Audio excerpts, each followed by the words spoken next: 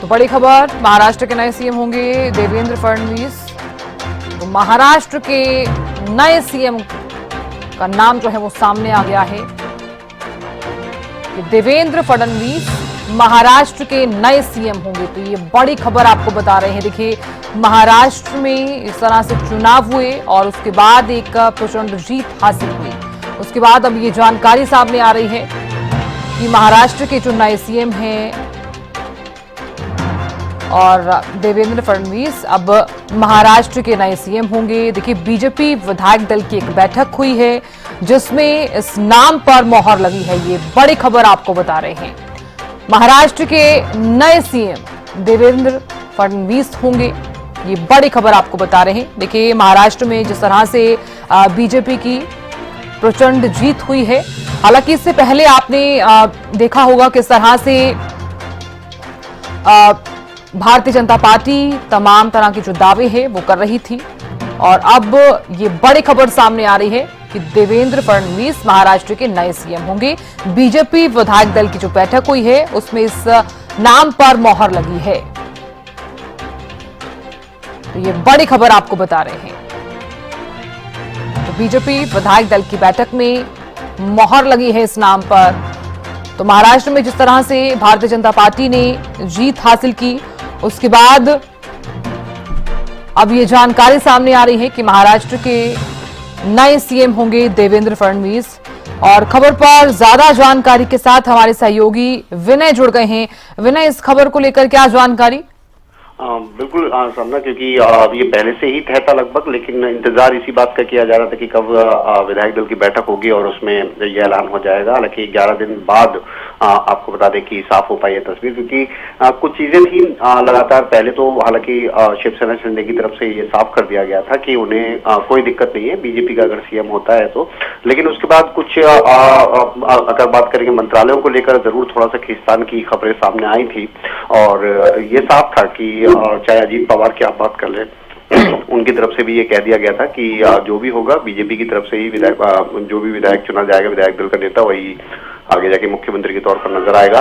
तो साफ तो थी तस्वीर, लेकिन कुल मिलाकर मंत्रालयों को लेकर अभी भी तस्वीर पूरी साफ नहीं हुई है कि आपने खासतौर पर भारतीय जनता पार्टी की बात की जाए, क्योंकि सबसे बड़े दल के तौर पर उभर कर सामने आई। तो भारतीय जनता पार्टी के साथ क्या मान वाली हुई है खासतौर पर अगर देखा जाए तो, क्योंकि चाहे गृह मंत्रालय की बात की जाए, वित्त विभाग की बात की जाए, इनको लेकर तस्वीर साफ नहीं हो पाई। तो अब जब भी मंत्रालयों की बात की जाए, बंटवारा होगा, तब देखना होगा।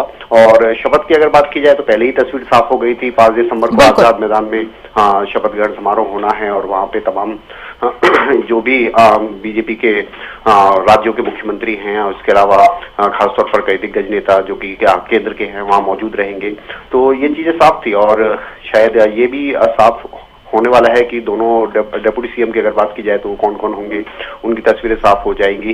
क्योंकि विजय रूपाणी की बात की जाए और निर्मला सीतारमण की बात की जाए तो उनको पर्यवेक्षक के तौर पर भेजा गया था केंद्र की तरफ से और ये लगभग साफ हो गया था कि देवेंद्र फडणवीस के अलावा और कोई अभी फिलहाल नजर नहीं आ रहा। देवेंद्र फडणवीस की भी बात की जाए तो महाराष्ट्र में ये वो चेहरा रहे हैं जिन्होंने भारतीय जनता पार्टी को, आप कहेंगे कि बहुत कम सीटों से आज 100 के पार पहुंचाया है। तो इसमें अपने में ये साफ हो जाता है कि देवेंद्र फडणवीस अगले समय तक होंगे और ये देखना होगा कि क्या 2.5 साल वाली बात बनी है या क्या हुआ है। ये धीरे धीरे साफ हो जाएगी तस्वीर।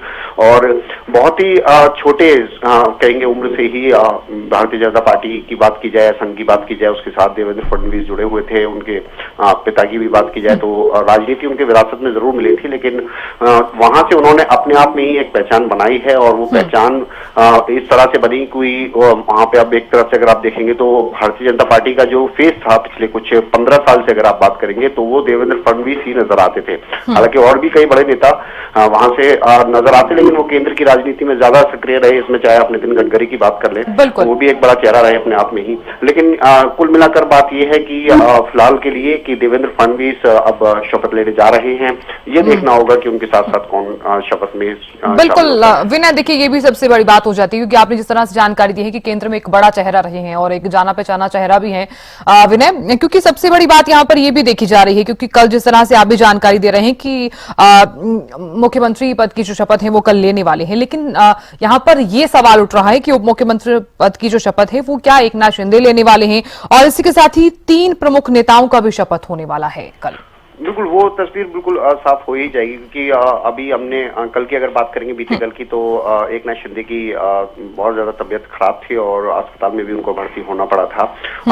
चीजें यही है कि आपको अब गठबंधन के तौर पर, क्योंकि ये जो महायुति का गठबंधन बना था, तो एक ही इनका लक्ष्य था कि किसी भी तरह से भारतीय जनता पार्टी और शिवसेना शिंदे की बात की जाए या एनसीपी अजीत पवार गुट की बात की जाए, ये तमाम जो 3 बड़े दल थे, इनका यही मानना था कि हमें एक बार फिर से महाराष्ट्र में सत्ता में काम करना है, आगे प्रदेश को बढ़ाना है। तो ये साफ है कि अगर एनसीपी की आप बात करेंगे, जिसमें अजीत पवार की, या फिर आप बात कर ले शिंदे गुट की, तो इनको अपने आप में बड़ी चीजें तो मिलेंगी ही, लेकिन मुख्यमंत्री को लेकर जो तस्वीर थी वो साफ होनी थी और वो आज साफ हो चुकी है।